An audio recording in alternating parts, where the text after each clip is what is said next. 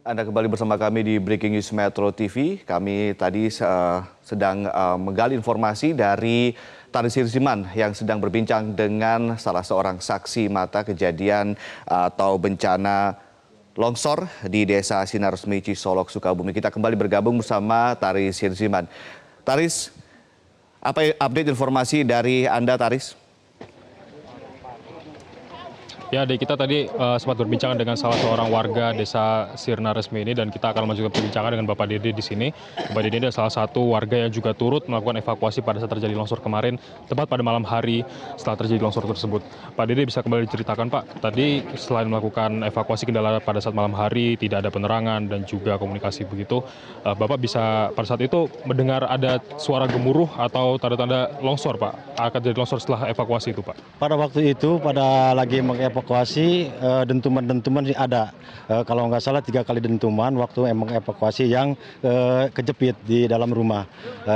Kebetulan mungkin itu cuman air yang gede turun dari longsoran. Sempat tersendat juga mengevakuasi yang kejepit di rumah. Tapi akhirnya lama-kelamaan warga mengevakuasi, alhamdulillah yang dievakuasi itu dapat sebanyak 4 orang, yang 1 bayi, yang 2 orang tua, yang 1 itu meninggal gitu. Ya, meninggal dunia itu.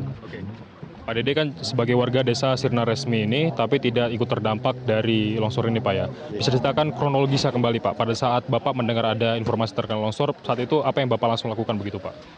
Pada waktu itu lagi habis sholat maghrib, pada ada kabar, langsung saya mengevakuasi sama rekan-rekan dari desa, dari kepala desa sama warga, langsung menuju ke tempat evakuasi ini. Pas melakukan evakuasi sampai jam berapa waktu itu, Pak? Semalam waktu evakuasi semalam sampai jam 2 pagi itu.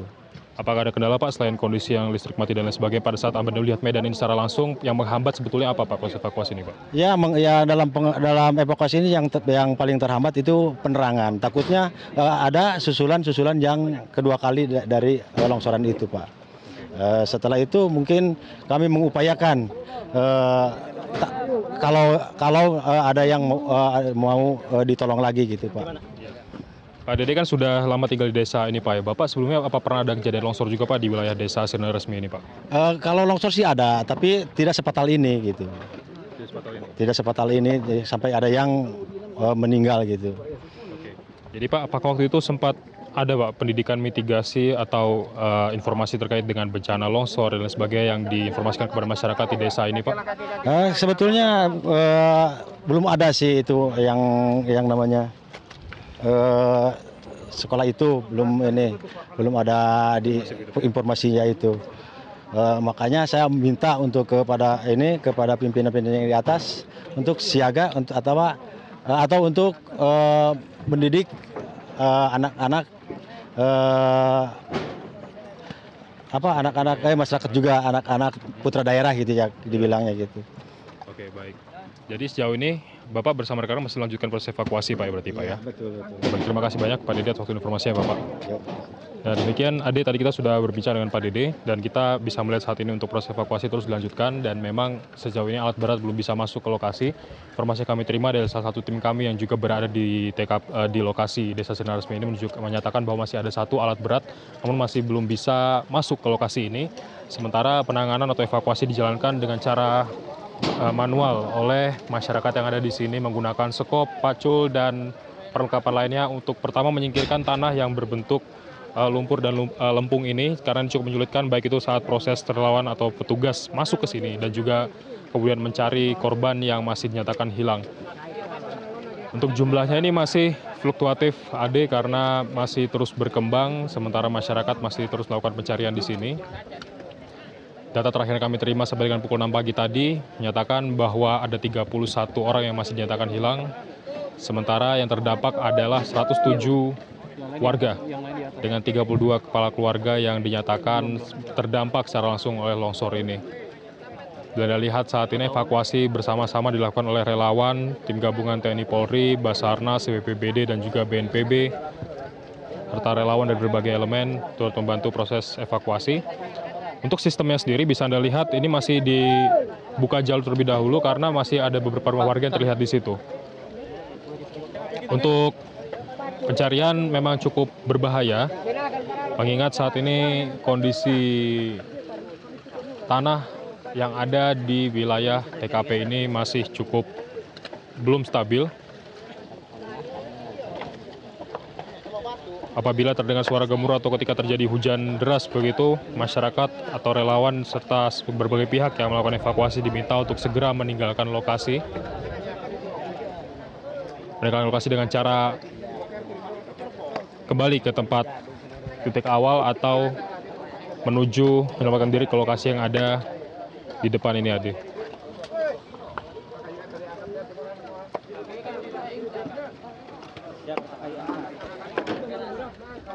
Untuk sementara kami memantau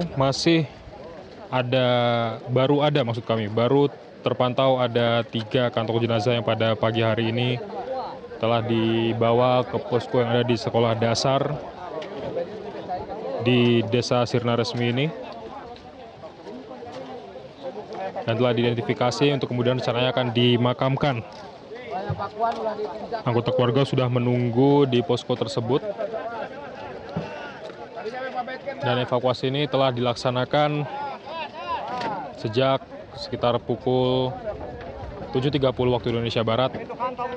Setelah pada malam hari tadi sempat dihentikan hingga pukul 2.30 melihat kondisi dari lokasi ini sendiri. Memang kendala saat ini cukup menyulitkan proses evakuasi keadaan yang ada. Apabila nantinya didapati adanya korban, maka akan dibawa secara estafet atau apabila terdapat barang-barang lainnya yang perlu dibawa akan dibawa secara estafet juga oleh masyarakat yang ada di sini. Karena untuk mobilitas terbilang terbatas di sini, Ade. Sementara peralatan digunakan hanya peralatan sederhana saja. Dan sejauh ini masyarakat juga masih terus bertambah ramai. Kami melihat yang ada di lokasi evakuasi ini yang padahal sebetulnya sudah dihimbau dari aparat untuk menghindari TKP terjadinya longsor ini. Sehingga masyarakat sebetulnya sudah dipasang, maksud kami kepolisian sudah memasang garis polisi di sana membatasi areal masuk jalur ke sini. Namun masyarakat masih banyak saja yang masuk ke lokasi TKP mengingat sebetulnya tempat ini masih terbilang cukup berbahaya. Dan kami masih akan mencoba lihat perkembangan lebih lanjut dengan semakin baiknya relawan, petugas aparat gabungan akan mempercepat proses evakuasi ini. Ade. Ya, Taris. Tadi menurut informasi dari Kepala Pusdatin BNPB menyatakan bahwa sejauh ini sudah dibagi beberapa sektor untuk proses evakuasi korban di Sinar Resmi ini. Bagaimana pantauan Anda tentang sektor-sektor yang kemudian sudah dibagi untuk proses evakuasi ini? Karena kita lihat memang proses evakuasi masih berjalan secara manual. Ya, Ade, untuk pembagian sektor kami melihat fokus utama masih terdapat di bangunan yang masih terlihat setelah terjadi longsor kemarin. Inilah yang saat ini tengah dikerjakan. Kami belum memantau ada sektor lain yang tengah dilakukan pencarian di sana karena seluruh petugas relawan masih fokus di titik ini tempat kami berada saat ini, Ade.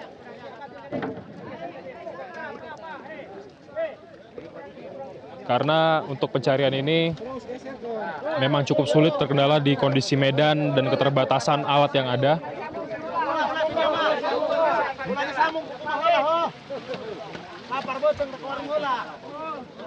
Dan perlu diketahui juga bahwa untuk longsor yang terjadi ini terjadi pada ketinggian 200 meter dengan luas wilayah terdampak 100 meter, Ade. Diperkirakan ada 30 rumah yang rusak akibat longsor kemarin. Sementara untuk kedalaman lumpur berkisar antara 2 hingga 4 meter sehingga cukup menyulitkan evakuasi.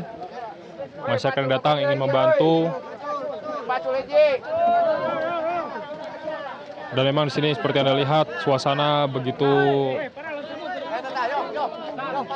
ramai oleh aktivitas dan memang membutuhkan peralatan untuk mempercepat proses evakuasi. Namun sementara peralatan yang seadanya saja digunakan seperti pacul, sekop, dan menggunakan tangan seperti biasa untuk mencari korban yang masih tertimbun longsor kemarin. Apabila kami melihat data yang anggota keluarga yang telah melapor ke posko DVI yang ada di Desa Sirna Resmi ini, sehingga pagi tadi ada sebanyak